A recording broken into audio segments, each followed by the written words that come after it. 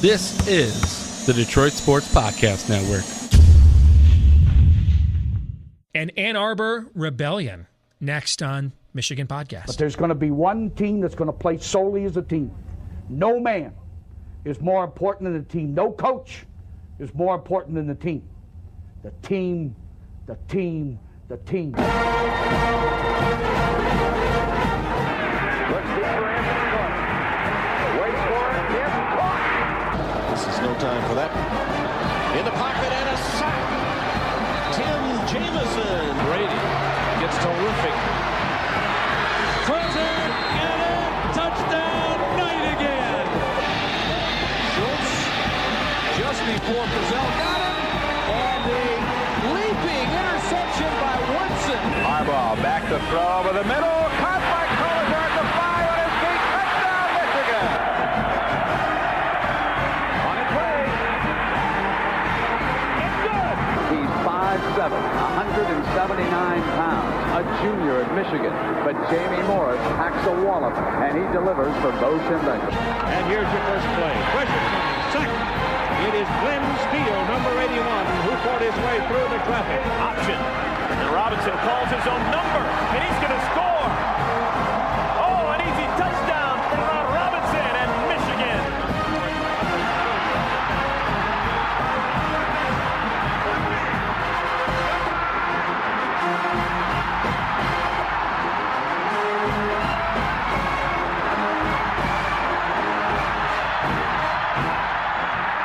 We're going to win the championship again because we're going to play as a team.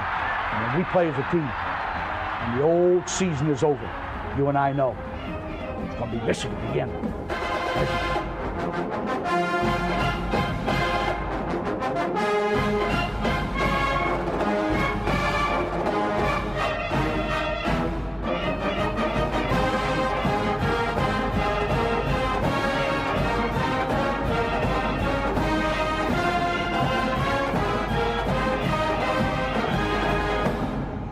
Go Blue, I'm Steve Deace. Welcome to this week's episode of Michigan Podcast. It seems as if a rebellion is on its way to Ann Arbor. See what I did there? We kind of had, two little colloquialisms there. Rebellion at Star Wars Week.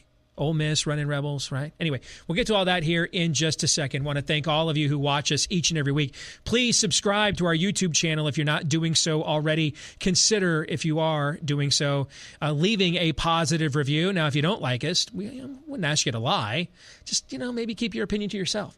But if you do like us, we would love it if you would leave a positive review. If you subscribe on iTunes, leave a positive review there. People really do. When they're looking at new things to watch, there's so many options now on YouTube and on iTunes. People really do take a look at when they're narrowing it down. They're like, I know I do this. I'm a consumer as well. And I'm like, well, there's like 7 reviews on this one, but there's 70 on the other, and most of them are 4 or 5 star. Then that means a lot of other people are kind of like, hey, it's got a good beat and I can dance to it, so I'll check that out. We would love it if you would help us spread the word. That's how we get more people watching and listening to what we do each and every week here on Michigan Podcast. Also, don't forget to follow us on Twitter. We've got plenty of takes throughout the course of the week, even in between episodes, at Michigan Podcast on Twitter.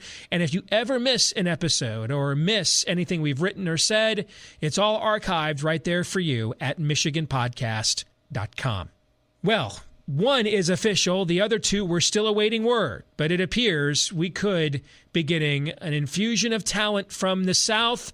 It's the Rebel Trio. And we're going to break down the 3 likely transfers from the University of Mississippi to the University of Michigan now, one by one, and what their addition, if they're all made instantly eligible, what their addition to the 2018 football team could really look like.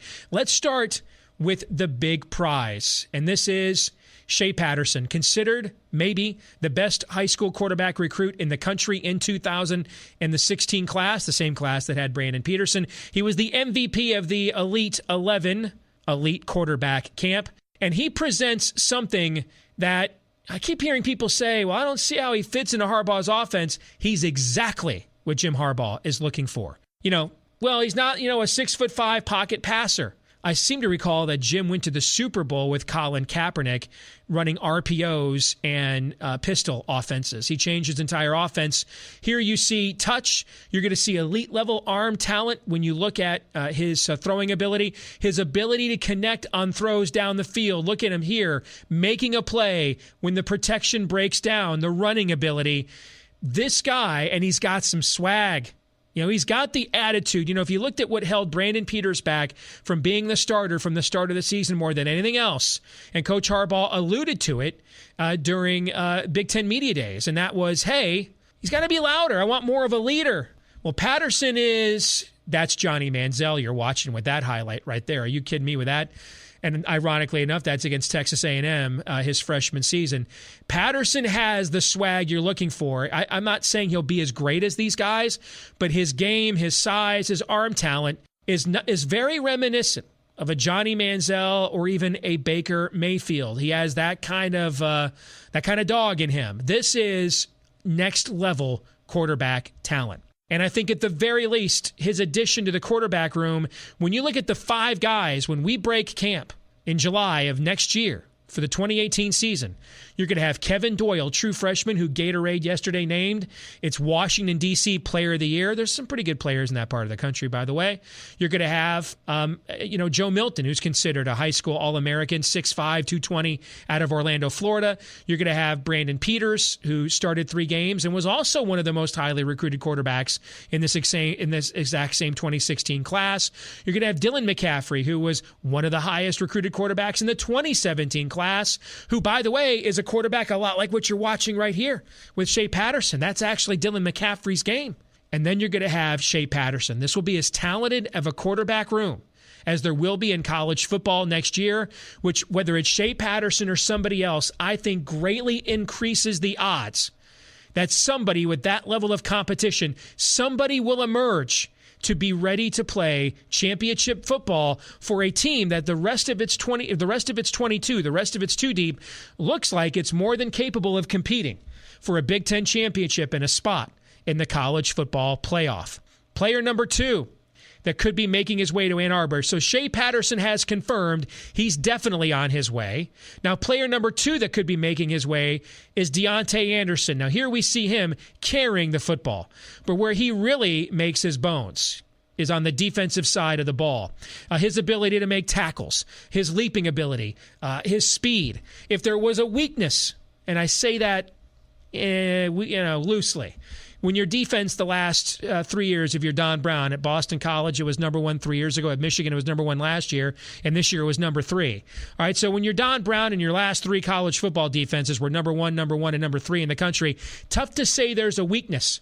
But if you go back, watch Trace McSorley throwing in the slot against safeties in coverage. You watched Alex Hornibrook really only made 2 impactful throws in the entire game that we played against them in Madison, both of them in the slot. And there you see Deontay Anderson making a play in the slot, was against our safeties, matched up on wide receivers.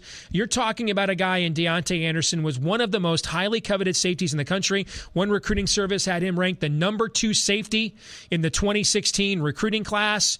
This would be a huge addition to a defense that doesn't really have a lot of weaknesses except this one. And again, the competition. And you go back and look at what throwing him and Jamarick Woods. I mean, Josh Metellus, let's face it, we know he struggled as the year went on after a strong start. Well, the problem we had this year is we were so thin at safety that he knew he wasn't going to get benched. Well, now you got this young man competing. You have Jamarick Woods with another year in the program. The competition factor this adds, also a guy that if you want to, Donovan Peoples-Jones was electric at times returning punts.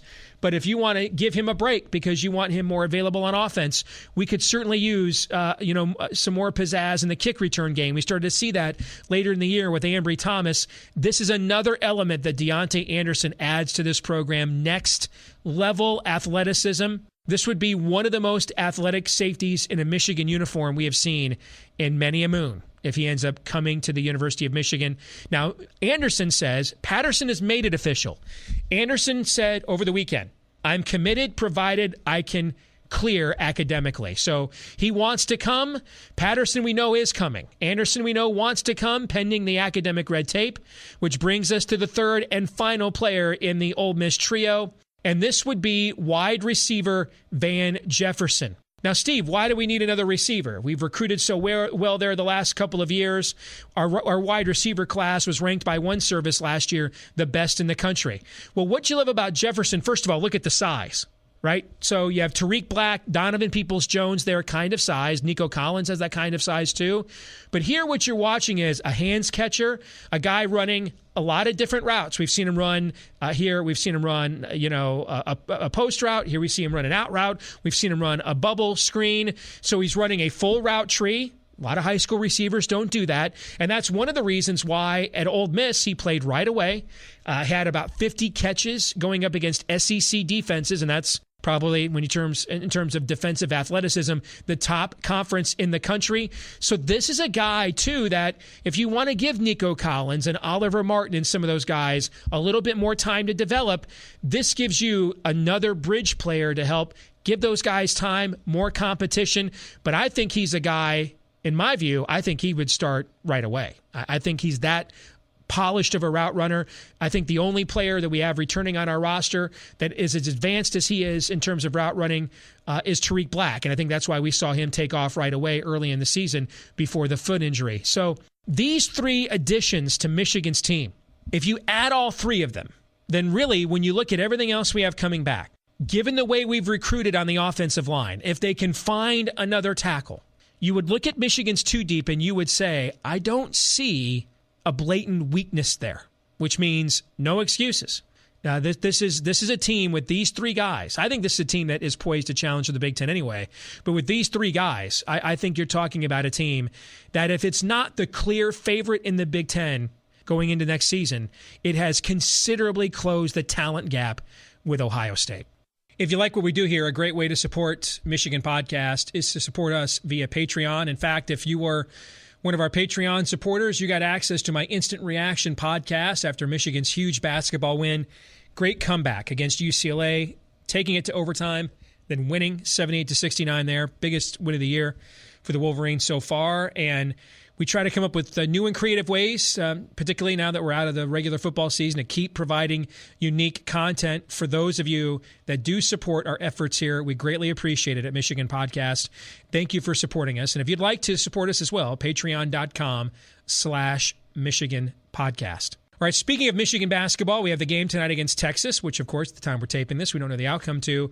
But either way, the Wolverines are coming out of what many of us thought was the most difficult part of the schedule this season. These 5 games in about 3 weeks, 2 conference games, 3 tough non-conference games. The Wolverines have a chance to come out of here 3-2. I thought if we got out of the non-conference at 9-4, given the state of the Big Ten, I thought that would put us in good shape for an NCAA tournament bid come March. But now that we've about a third of the way through the season, I still think there's some key questions Michigan basketball needs to answer to be a team that will go dancing come March. These are the 3 questions that I think the Wolverines have got to answer over the course of the next couple of months. Starting with number 1, can Coach Beilein be successful if his point guard isn't the main offensive threat? You go back to Darius Morris, Manny Harris, of course, Trey Burke, who was National Player of the Year, even last year under Derek Walton. With one exception, all of John Beilein's best teams at Michigan have had the point guard be the primary offensive threat. The one exception to that was Derek Walton's freshman year, but he was surrounded by NBA players, Karis LeVert, Nick Stauskas, Glenn Robinson III. I mean, that team was loaded everywhere else. And so that took some of the onus off of him. But even that year, you go to one of the biggest wins we had that season on the road at Michigan State against the Spartans at Breslin. And Derek Walton was a huge offensive catalyst in that game and really helped to turn the tide in Michigan's favor for the victory that night. So it's rare for a John Beilein team to reach its full potential if the point guard isn't the main offensive threat. One of the adjustments I think you're going to see Coach make, and you saw this a little bit in the second half, to help Michigan inspire Michigan's comeback against UCLA is instead of the two-man game with the point guard and then the big, whether it's Deshaun Sims or it's Mitch McGary or Glenn Robinson III or and now it would be, of course, Mo Wagner. I think you're going to see one of the adjustments I think you'll see Coach B make here, and you saw this to help inspire the comeback against UCLA, is instead of having the point guard position, which is still unsettled, we'll have more about that in a few minutes, but instead of having the point guard play the two-man game out on the perimeter with Mo Wagner, you saw Kentucky transfer Charles Matthews, who's really Michigan's best scorer, I think. And it's, the guy also has that in-between game that's kind of a lost art in today's college basketball. And I think when you saw Michigan really take off offensively is when they played that two-man game with Matthews and Wagner. I think you're going to see a lot more of that going forward because of the uncertainty at the point guard position. I think that will be the big adjustment Coach B is going to make. Now, the second question that I think Michigan basketball has to tackle between now and March to be involved in March Madness is what is the rotation? This is maybe the deepest team that Coach Beilein has had. And I didn't say the most talented, but I think it might be the deepest. I mean, we're playing some guys that I know the coaches have very high hopes for. Isaiah Livers, Ibby Watson, Jordan Poole, who I really like. I like his swag. I like his game a lot. But those guys are playing pretty much with, a couple of notable exceptions like, Jordan Poole against Indiana a couple weeks ago. Those guys are really playing spot minutes right now. And in past years, we would need them to be immediate rotation players, but we have the depth that that's not necessarily the case. Now, there's a great line from Dean Smith back in the day. Depth is great until you have to use it, all right? You can only play 5 of these guys at once, and when you can go 11 deep and you're sitting there and you're a coach, when do you know to pull the trigger? When this guy's struggling, I know I've got another option. In the past, I might let him play himself out of it, and that might help him to course correct. But now I have to worry, do I have too quick of a trigger? When do I make that insertion? How do I get these various parts and pieces to fit together? Coach Beilein typically likes an 8-man rotation. He's got 11 guys that can definitely play some quality minutes on this team. So I think figuring all of that out and developing chemistry, especially when you look at the sort of technocratic offensive sets that Coach B likes to run and makes Michigan so difficult to prepare for as a college basketball team, that becomes an issue when you're still putting a lot of those pieces together, and Michigan still is. I wonder if we almost have too many potential pieces this season. And then the third and final question that we've got to answer, will one player emerge at point guard? Xavier Simpson was really the catalyst to Michigan's big win over UCLA. Charles Matthews sparked the initial comeback, and then Michigan cut it to 7. Holiday came down for UCLA, had an off-balance 3 as the shot clock was expiring, pushed the lead back, I think it was to 9 or 10, and at that point you kind of thought, well, we gave it a good shot. That was probably our run, and UCLA stemmed the tide. And then Xavier Simpson came in, and we started cooking with gas. His on-the-ball defense, he made some key offensive plays. He really sparked the next level of Michigan's comeback. And then the way that he himself came back after that terrible turnover where he carried the ball twice and then double-dribbled, and we had a chance to actually take the lead in the final minute, I think that's a play that probably a year ago would have broken him as a player. Instead, he shook it off and made several key plays, opened up overtime with a key 3 from the top of the key. He really was the catalyst that helped Michigan finish off one of the more improbable wins of the Beilein era. It was a crazy week last week. The loss to Ohio State, one of the most improbable losses of the Beilein era, when you lose by, in a game you're up by 20, you lose by 9. And then, this was one of the most improbable wins. You're down by 15 with about 10 and change to go. You finish the game on an 18-5 run. You win by 9 points. So you have that sort of mercurial play when you have 2 things. 1, a talented team, and 2, a talented team, though, that's unsettled at the point guard position. The offense moves the best, I think, when Eli Brooks is in the game. The problem is he's a liability right now on defense. I mean, watching him try to rotate on defense, it's like trying to watch Obi Eze play linebacker in space when Rich Rod was coaching here, and that's not a flattering comparison, obviously. Offensively, you can see the way the ball moves. It's a different pace for when Eli Brooks is at the point on the offensive end of the floor, but defensively, he's a liability. You're still sitting there with an all-MAC player in Jerron Simmons, the grad transfer. When Michigan was kind of searching at the end of the first half for a spark against UCLA, you saw Beilein put him in. I watched him very closely. He kind of moped. He didn't really present himself, didn't try to get open. He was just kind of out there standing around. So clearly his confidence level is shaken by the fact he didn't come right in here from being preseason All-MAC to filling that point guard slot, as a lot of us thought he would throughout the course of the offseason. So you wonder where he is at right now. And then you have Xavier Simpson, who defensively, he's Michigan's best on-the-ball defender, but he is a liability, or at least he has shown to be a liability on offense. And if you could take Eli Brooks and Xavier Simpson, put them together, well, you'd probably have an all Big Ten point guard. You don't get to do things like that. So we need either Jerron Simmons to kind of get it, have the light go on, Eli Brooks to become better on defense, Xavier Simpson to become better on offense, to truly become the player we need at the point guard position. Back here on Michigan Podcast, joined again this week by our good friend Michael Spath from WTKA in Ann Arbor and the Michigan Insider. Good to see you, Michael. How are you? Battling a little bit of a cold, but I'm warm and toasty inside my house at the moment, so feeling a little bit better. Have you recovered from that home cooking officiating that the Big Ten crew that your youth team had to deal with over the weekend? Yeah, we had a good win yesterday, so that helped. We got a lot of guys some playing time, and one of our like the 16th guy on our bench scored right at the end of the game, so that made everybody feel better. But certainly, yeah, you're referencing over the weekend, I got a technical foul for arguing with the officials in a championship game, and no, I'm still smarting about it a little bit. I mean, the foul disparity was so egregious that it felt like I was Jim Harbaugh down in Columbus in 2016. Mm-hmm.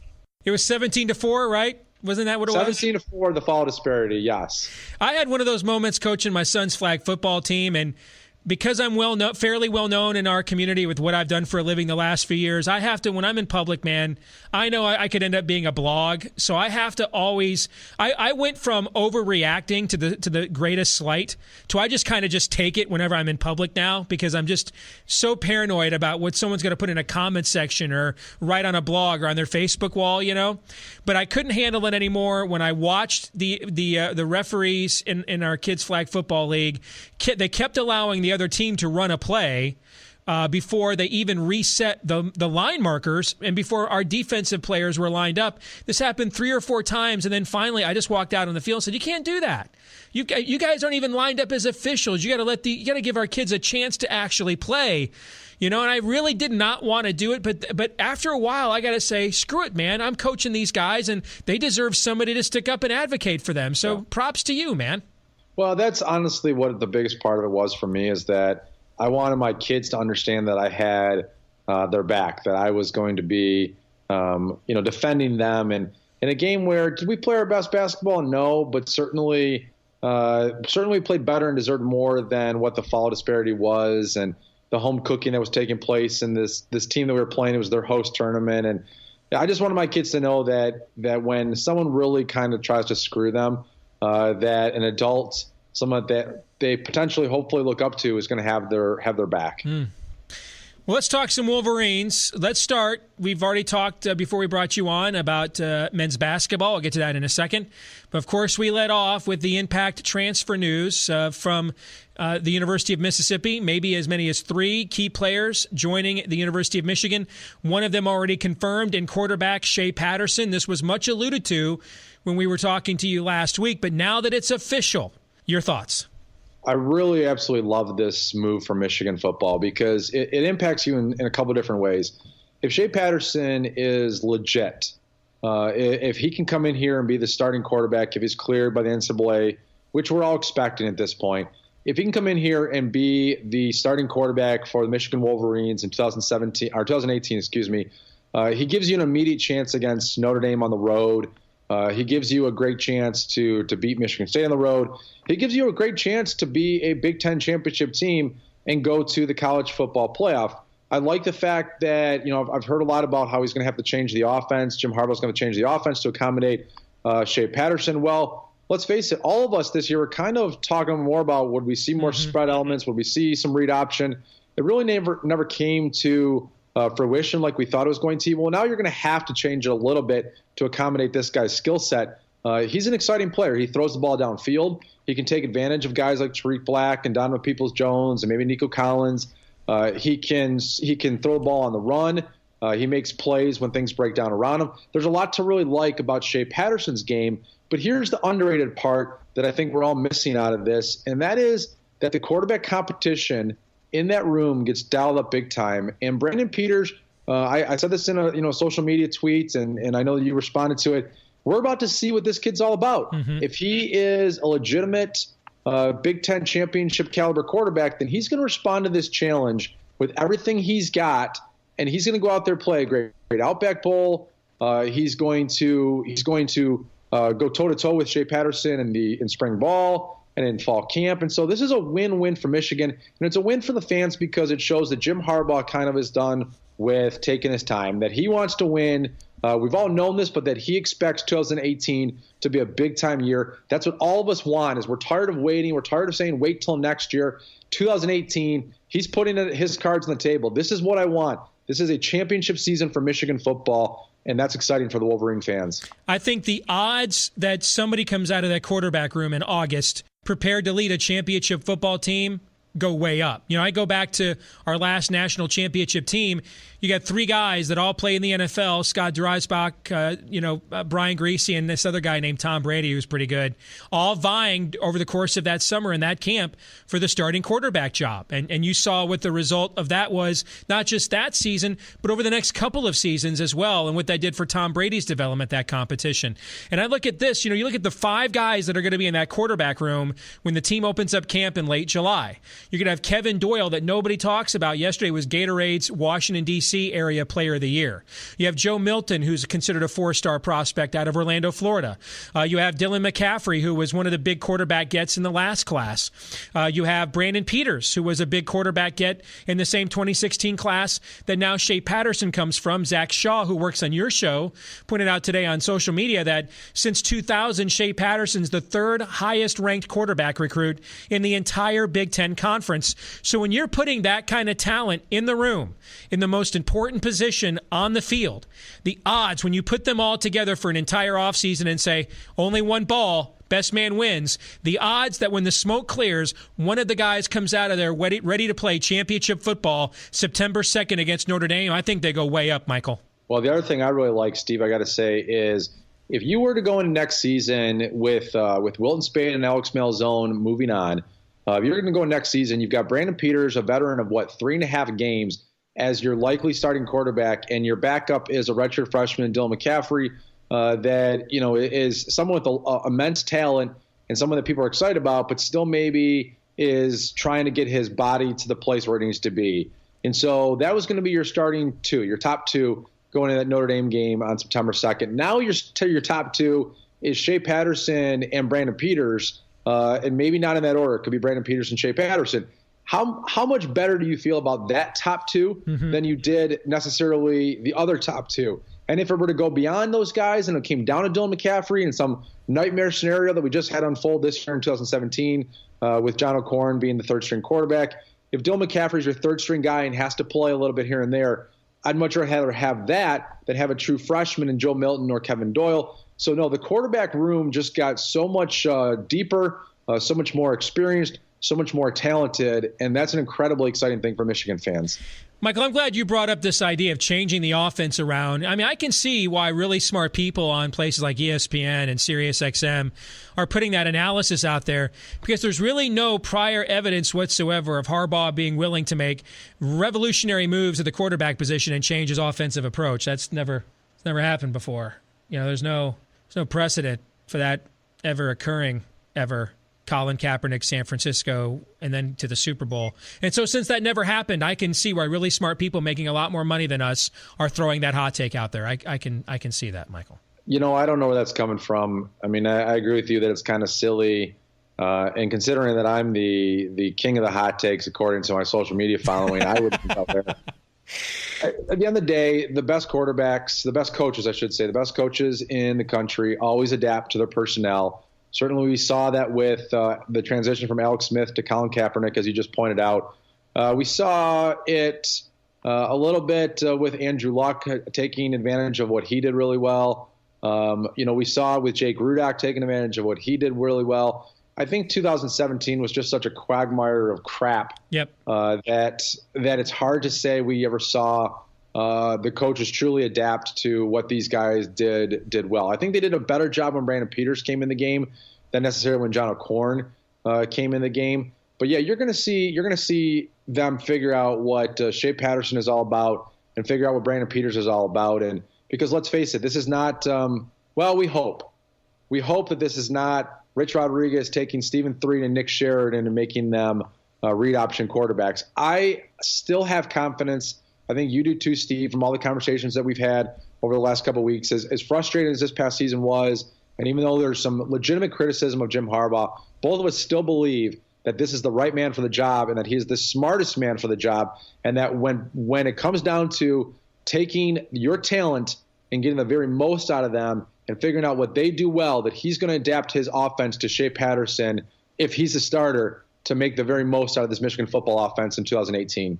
The two other young men that are being bandied about, let's start with Van Jefferson, receiver.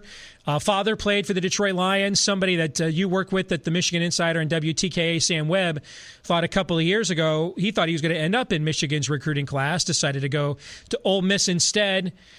When you look at receiver, we are stacked there with young players, but we don't have guys that are polished route runners. And Van Jefferson, we've seen him in probably the best defensive conference in terms of athleticism in America, put up 40, 50 catch seasons. So you got to believe there's a role for a guy like that, especially as you still want to you'd love the luxury of not asking a lot of Nico Collins and Oliver Martin next year. You'd love guys like that to get another year of learning the system, so that, especially the pro style offense, so that you're not relying heavily on young players comprehensively across the board. I could see him being a key bridge player at that spot. You know, I wonder, honestly, Steve, if when we talk about these other two guys, Deontay Anderson and Van Jefferson, if Van Jefferson is not more important than Deontay Anderson at this point, for things that you just brought up. I mean, I really like the wide receivers, the young wide receivers in the room. But let's face it, nobody produced consistently for this Michigan offense in 2017. And so when you go into 2018, you need to have confidence in those guys catching the football. Michigan had 22 drops this season, according to my colleague, Zach Shaw. So you want to know that they've got a guy, a potential number one, at the very least, a solid number two that can make the big plays, that can deliver on third down like we didn't see this past year, and that has the chemistry with Shea Patterson, and that's someone who Van Jefferson is. When I look at Deontay Anderson, I like Deontay Anderson to come in and compete with Josh Metellus for that starting safety spot. At the same time, I think that Jamarick Woods could be someone that contends with Josh Metellus for that starting safety spot. Brad Hawkins is someone that they're really high on, that I think has a bright future still at the safety position. And so, I think Van Jefferson, I think both of them would be big, but I would rather have, if you had to tell me I could pick between one of the two, I'd rather have Van Jefferson coming in next year than Deontay Anderson. I probably agree with you on that, but the luxury of adding Deontay Anderson to this defense, if it had any weakness at all, and you saw it exploited heavily against Penn State, sparingly against Wisconsin, though at the most inopportune times, and it's not, and I hesitate to say that it's a weakness because it's college football. It's the NFL. In the NFL, if you put a safety on a receiver in the slot, if you put a safety on Chris Hogan in the slot against New England, where's Tom Brady probably throwing the ball, Michael? There. Okay. All right. So the idea that safeties can cover receivers in general is not an absolute. And that's why you're seeing more teams play close to the box safeties to try and put additional pressure on a running game and on a quarterback rather than asking them to cover 20 yards down the field. But he has that kind of athleticism. That's the one thing we saw this year. Whenever we gave up a big play, that wasn't just a lapse of concentration. When we got out executed, it was one of two plays almost every time. One, a wheel route to a running back out of the backfield, and we're asking Mike McCray to cover him 30 yards downfield. Or two, a safety that either had his back turned, covering downfield so the quarterback takes off and runs, or, I can still see Trace McSorley throwing against man coverage in my sleep at night against safeties in that Penn State game. Adding him to that, and if there is a weakness on that defense, that is it. I think that really shores that up. No, I agree with you, and that's why picking between the two of them, I mean, really, you want both guys. And I think in a perfect world, Michigan lands both guys and adds, a huge playmaker at the wide receiver position and adds a really productive and capable athlete at the safety position. And, yeah, I mean, you look at the Ohio State game. You saw Josh Metellus play in the slot a little bit. Obviously, we saw Tyreek Kittle do it. We saw it in the Wisconsin game. Those guys play in the slot. to me, though, Steve, and I wonder what your thoughts are on this, is that, yeah, you need to have a better athlete. At the same time, I mean, how many times can we say that maybe they should change the play design a little bit? Maybe they should stop asking their safeties to play on the slot and man-to-man coverage in a situation, at least on third down, at least on third and long. How many times do they get burned? I would love to go back and look, and this could be something that you and I discussed, but go back and look in a situation of 3rd and 8 or longer in those Wisconsin, Penn State, Ohio State, maybe Michigan State, but really that was kind of a anomaly type of game. But in those 3 games, in a 3rd and 8 situation or longer, how many times did they complete and get a first down when they threw a pass to the slot receiver over a safety in man coverage? Mm-hmm. Like, how many times did it have to happen before Don Brown just said, okay, in 3rd and long situations, I'm going to play some zone? That's what I'd like to see, but I don't know that we're going to, because obviously he's been someone that's been doing that aggressive man-to-man, in-your-face type of defense for a long time.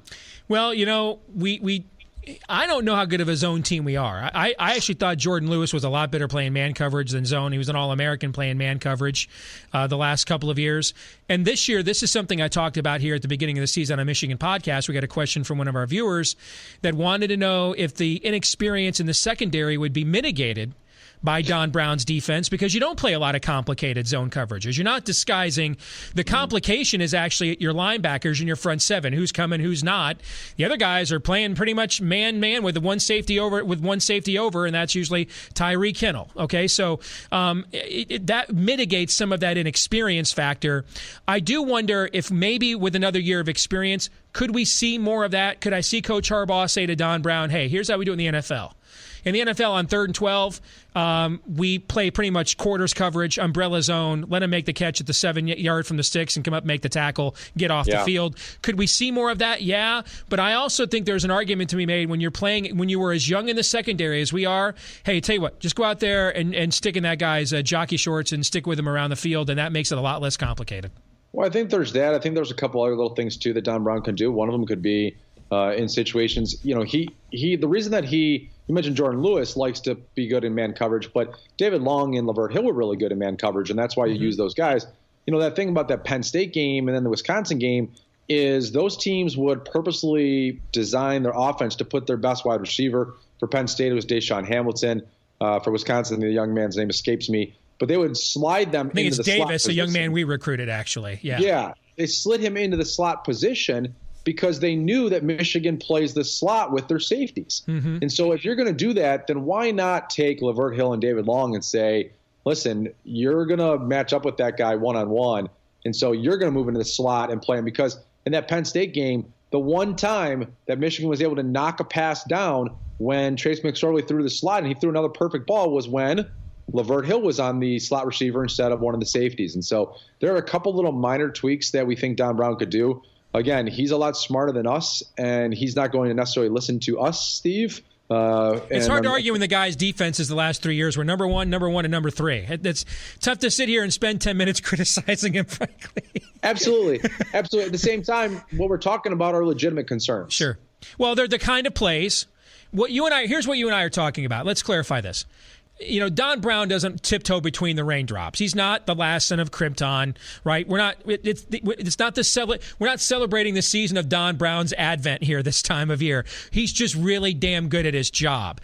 But the situational football that Michael Spath and I are talking about right now, when you think you have your franchise quarterback next year and you're playing the schedule we are, these situations are probably the difference between 10-2 and we're playing somewhere in a New Year's Six bowl, or we're playing in the college football playoff. That's that extra margin for error that you're talking about right there, right? That's pretty much what we mean.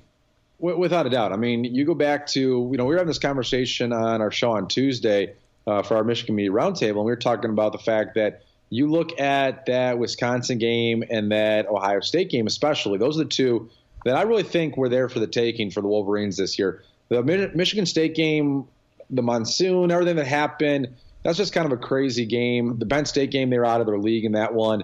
Wisconsin and Ohio State, they were both there for the taking. If you make a couple of small defensive adjustments or a few little things offensively, do you win those football games? If if Josh Metellus is in the one particular play, it was ironic we're talking about this. He's playing zone, and he guesses on the guy going to the interior, throwing the ball on the inside.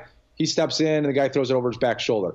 I mean, a couple of small plays here and there, and you're winning this football game. You're winning the Ohio State game, and now you've got yourself in a situation like Daichi Barrett and Prince Haskins. They had a couple of their long runs or in third down situations where Michigan's playing man-to-man, and all their defensive backs and their linebackers even are turned away from the line of scrimmage, and they have no idea that JT Barrett is running. A couple of small little changes like that, and maybe it turns out to be a 24-21 victory for Michigan, Ohio State. Maybe it's a 14-13 win in Madison. So you're right. Those are the differences between going 10-2 and going to a New Year's Day 6 bowl, or going 11-1, beating Ohio State, playing for the Big Ten championship, and a chance to go to the college football playoff. Let's switch gears before we let you go, Michael. Let's talk basketball. I brought up 3 issues. We're about a third of the way. If you can believe it, we are about a third of the way through the college basketball season. And most of us are just now beginning to pay attention. Michigan has the game against Texas tonight. We obviously don't know the outcome at the time that we're taping this. But that's sort of the end of this brutal stretch. 5 games, I think it was in 16 days or something, against some of the toughest teams on Michigan's schedule. Coming out of this and heading into the meat of the Big Ten season, I want to get your take on each of these 3 questions. Number 1, to me, Coach Beilein's big adjustment, having to win without the point guard being the primary offensive threat. You go from Darius Morris to Manny Harris to Trey Burke to Derek Walton. The one year where we didn't have the point guard as the primary offensive threat, Derek Walton had a really good freshman season because he was surrounded by NBA players, Stauskas, GR3, Karis LeVert. And so I'm wondering if the adjustment, because Beilein has really adjusted the last few years to more two-man basketball, fewer sets, more two-man basketball, and it's worked brilliantly because we've had that point guard. I'm wondering if the way he'll adjust to that is instead of playing a two-man game with a point guard, are we going to see more? And I think we saw this against UCLA. Are we going to see more of the two-man game between Charles Matthews and Mo Wagner instead? Yeah, I think that's honestly, when you're looking at their best offensive options and the guys that are most consistent, have the chance to be the biggest playmakers, those are the 2 guys. I don't think there's any denying that those are the 2 guys. And what we saw to Charles Matthews in that second half, late in the second half and in overtime, was someone that, they were running pick and roll with him and giving him a chance to attack the basket, creating situations where he was one-on-one. And he's got a pretty good move to the basket. And especially when they're not going to overplay him. God, I swear that every move that he made against UCLA was to his right, and they just kept on letting him go to the basket on his right. I don't know why they never adjusted to that. And the other thing that I thought was interesting in the last couple of games is how much Mo Wagner is actually taking himself away from the basket. I don't have the numbers in front of me, but I feel like at least like half of his shots against UCLA on Saturday were 3-pointers. He drained a couple of big ones. And I wonder if that's trying to take the potential shot blockers away from the basket and allowing Charles Matthews to create more, allowing Mohamed Ali Abdur-Rahman to get to the basket, allowing even Xavier Simpson, who's got a good first step and can get to the basket seemingly at will. But when he goes to the basket, if there is a 6'10", 6'11" guy waiting down there, he doesn't have much of a chance. And so he's been playing more of an outside game with Wagner the last couple of games that I've noticed, creating more opportunities for Charles Matthews to be one-on-one and creating more opportunities for Xavier Simpson to be one-on-one. It'll be interesting to watch because right now it clearly looks like Charles Matthews and Moritz Wagner are their 2 best options. But I'll tell you what, Steve, after what I saw from Xavier Simpson on Saturday against UCLA, if this kid can seize upon the confidence that he gained there and seize upon some of the game that we saw growing, not saying he's ever going to be Derek Walton because I don't think he hits the threes, but I do think that we could see more of the point guard becoming a focal point again if he or Eli Brooks steps up in that offensive role. Second big question I think we got to answer a third of the way through the season. I think this is the toughest challenge for Coach B. Is this might be his deepest team. It's not the most talented team, but there's 11 guys I think that could play. And John likes a tight rotation, no more than 8, likes to find roles. And I think figuring out, we've got some guys that in past years, Isaiah Livers, Jordan Poole, E.B. Watson, we would have to have these guys be willing to play because of depth issues. And I got to believe it's very enticing to have quick hooks on guys because you've got more options, and that's great. It breeds competition. But as we get into the meat of the season, season and the rhythm of 2 games a week and everything else, you're going to want that chemistry. You're going to want that rotation tight. You're going to want guys to know their defined roles. I think managing that, particularly when you're still trying to figure out the point guard situation, I think that might be the toughest task for Coach Beilein here the last 2/3 of the season. Yeah, I mean, you mentioned 11 guys. I honestly think that what you're going to probably see is a rotation of 9. I mean, I think John Teskey has clearly showed that he is the backup to Moritz Wagner. And I actually like a couple of things that John Teskey does that are different than Moritz Wagner. He spends a little more time in the post. He's a little bit more of an intimidation factor defensively. Whether it's Eli Brooks or Xavier Simpson, whoever starts, the other one's coming off the bench. And so, that's what you're going to be expecting to see there. And then you mentioned Jordan Poole and Isaiah Livers and how they fit into it. And I'd like to see more of those guys going forward. Isaiah Livers has to really truly work on bringing something offensively, because if he can do that, we could and should start to see less of Duncan Robinson, who has been probably one of the biggest liabilities on this team so far. Hopefully he breaks out of a scoring slump tonight. He's missed 28 straight field goal attempts, by the way, Duncan Robinson has. He's missed what? 28 straight field goal attempts. Can you believe that? I'm not even sure how to respond to that. I don't know. I've never seen anything like it. Yeah. 28 straight field goal attempts he's missed. Blew me away, that number. I had the same reaction when they said that on CBS Saturday during the UCLA game. Now, of course, we don't know what happened tonight with the Texas game, but I had the exact same reaction that you just had alone in my man cave when they said that. There was nobody there to watch me have it, though. I was just having it with myself. Well, I don't know what to do. I don't know what you do it by yourself, but in your man cave. But yeah, there's been a couple of stats that have blown my mind. I saw one from our team that we don't like to talk about, and we don't talk about on this show, the Lions, that they had. Did you see that stat? They had like a 12% success rate on power plays. Yes. Running plays. There's something like 4 for 15 this season on 3rd and 1, the Lions are. 4 for 15 or something like that. This is not what this show is, but I'm just trying to come back to that Duncan Robinson stat, and I don't even know what to do with that. But it's hard to even process that. You feel like when you hear something like that, you feel like Hal 9000. You just want to go, good morning, Dave. You don't even know how to process a stat, because if he's not making shots, he shouldn't be playing. Then he offers you really nothing else on the court. Yeah. On the other hand, the guy's made some big shots, made a couple big shots down the stretch last season. So this goes back to what I was saying with the rotation. Do you give up on a guy that's made some big shots for you in the past and assume he's going to shoot himself out of it? On the other hand, how long do you ride him when you've got some talented guys sitting there that could be taking his spot?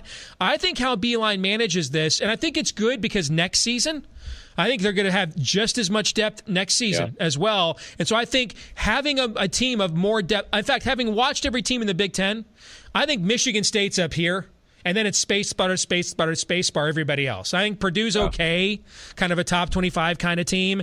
And then after that, I don't know other than Michigan State if we don't have the best roster in the league, 1 through 10. The problem is you only play 5 at once, okay? And so figuring out who those 5 guys are going to be, I think that's a real challenge, Mike.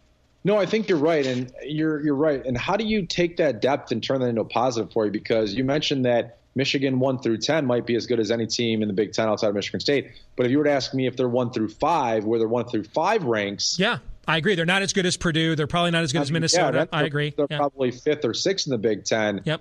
And the one thing I will say about next year is I think their 1 through 5 next year will be top 3 or 4 in the Big Ten, and their depth will be really good.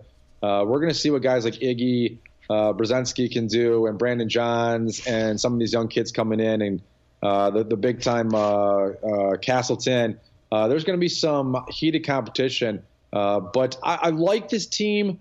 I'm excited to see how it develops. I've had to change my expectations from thinking they were a Sweet 16 team and a top 3 in the Big Ten to probably closer to like 5th or 6th in the Big Ten.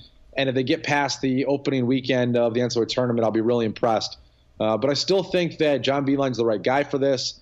I still believe that when you look at the roster that they have this year and in the coming years, that we're going to see some really good college basketball from Michigan. Michael Spath from WTKA in Ann Arbor and the Michigan Insider. Michael, we'll have you back next week for our final show for 2017 as we preview the Big Ten Bowl games. But always appreciate the time, brother. Thank you.